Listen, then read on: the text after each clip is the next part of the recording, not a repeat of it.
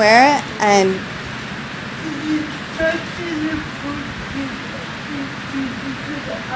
always having to find easy clothing. it's just it kind of, when I looked up clothing, when she asked me about it, I went on the internet thinking everything's on Google. I'm like, Google it, and nothing was there. So I just adapted her clothes. I added dual zippers. I made shirts that were easy for both my cousin and my aunt to get on and off. So this is actually called the Janet top. It's named after my aunt. She passed away in 2007. But this is the one top. This is named after her, and proceeds go to the Spastic Paraplegic Foundation. I just met her. We just hit it off right away.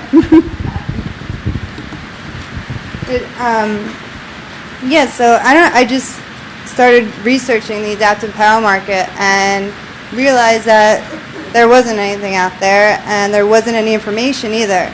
So I went to women and I spoke with them about what they wanted and what they wanted to see, and it pretty much was what I wanted and what I know every woman wants. And they want fashionable clothing that's easy to wear, that's affordable, that is comfortable.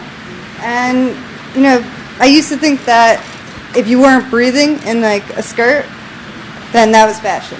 It's like, if it's too tight, then it's perfect. If the shoes hurt you, then you're doing good. But it's not. And this is just proof that, it can be fashionable, it can be functional, and it can really be for every woman. I wear it. I have friends that wear it. My mom actually had surgery. She has arthritis, and kind of test a lot of the stuff on her, make sure the zippers are easy to wear. I don't do guys right now, but I do made to measure for guys. I haven't actually found the right formula for the men's pants. It's kind of hard. I've measured it, and I've always come out with different measurements from what everything says and what it is. But if guys, if you do have a pair of pants that fit you really well, that you love and you can't find, or women too, anything, you can always send them to me, and I can make them for you. Yes? I'm sorry. No, that's okay.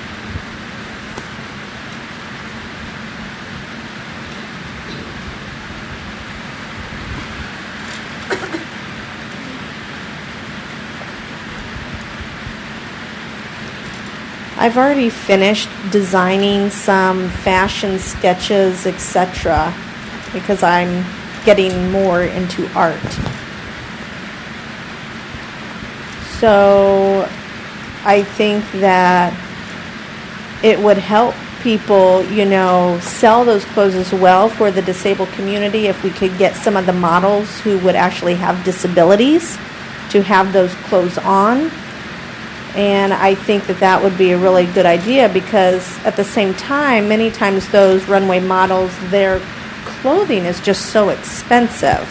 It doesn't matter if it's men or women. If I can dovetail, so.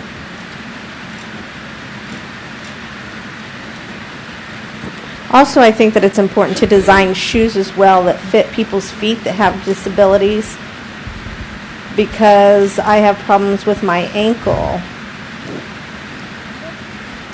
And so I think that, before I had, bunions and all of that, and I had to get new shoes. So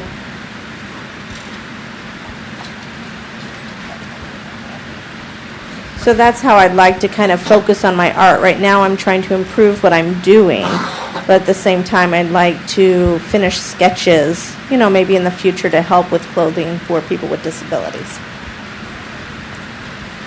If I can dovetail off of that statement, not just models with disabilities, because a lot of times you get a paraplegic that can sit up straight and that is pretty much, non-wrinkle. We are wrinkle balls.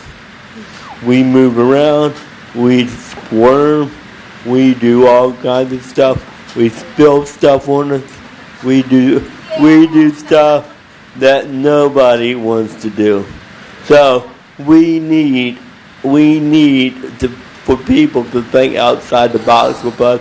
Do you utilize Velcro a lot? No, I don't use Velcro. I think when I spoke to a lot of women, a lot of stuff, and I don't really like Velcro. I don't like the sound. It sort of draws a lot more attention. I use zippers. I use Where do you get dressed?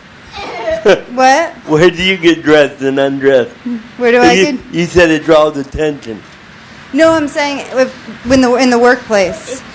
If like the Velcro, Like the way a it coat? moves, even if it moves okay. a little, and it doesn't stay. Okay. Also, like it really wears off pretty Okay. fast. So the zippers are, I use the industrial strength zippers. So you can wash it. You don't have to worry about it. If it breaks, you can send it back and I'll fix it. It's guaranteed, and it's clothing that I guarantee. And if it breaks, then I guarantee I'll fix it.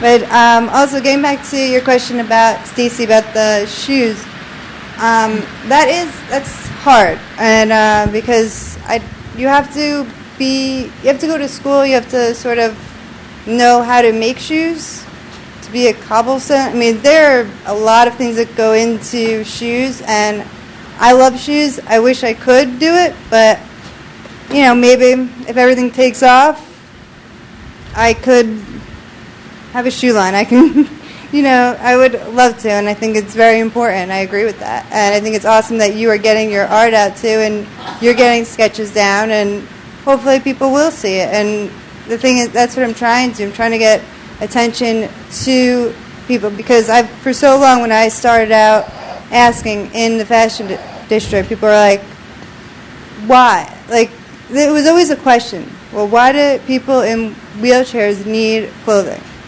That was the number one question that I got. And to explain that was so, yeah, exactly. I mean, really? Why do you need clothing? Like, why would anybody ask that? And it just, I don't know, it kind of made me go forward and really just pass all the obstacles. And because people are working, everybody is, and it's just you're a person first before anything. And yeah. I can tell you, my name, first of all, my name is Jocelyn. And tomorrow will be my 6th year anniversary in my job.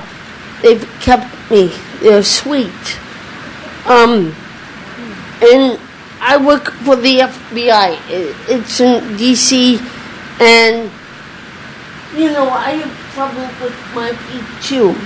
And I have had hammer toes and have had surgeries, and so I do not look like the typical girly girl when I cannot wear dress shoes.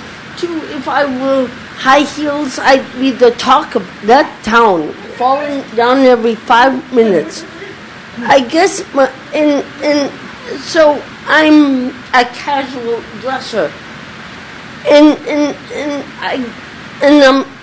my CP is different than everyone else's, and everyone else's CP is different than everyone else's. And I'm not trying to say, hey, follow my lead, but for me, working in an office. And I'm not diminishing what you said, but if you could wear pants with an elastic waistband, and please don't think I'm saying this will be easy, but an elastic waistband, like, khaki pants, like, khaki pants at like Walmart or something that caters to the wider-waisted individuals of America. But they cater to the wider waisted, but they don't know other populations benefit from elastic too. And then if you could just have cute tops, nice tops or nice turtlenecks and sweaters but I'm saying that I dress pretty casually in my office. I can button. I'm lucky. I'm sorry that I'm lucky. But I mean, I don't dress up like the rest of them. And my point, I guess, in saying all this is you can be successful in an office setting and wear casual clothes and not look like the dream girl of the office or the dream guy of the office. But the most important thing about working in an office, the number one thing, it doesn't have anything to do with clothes. It has to do with attitude. Yeah. When they see that you're coming in there with more challenges than the average Joe or Jane, and they see you not wearing high heels, they're not going to say, hey, I'm going to get rid of her. She's not wearing those 5-inch heels. They're more worried about your commitment to the organization. And if you can get by with elastic waisted pants from Walmart and just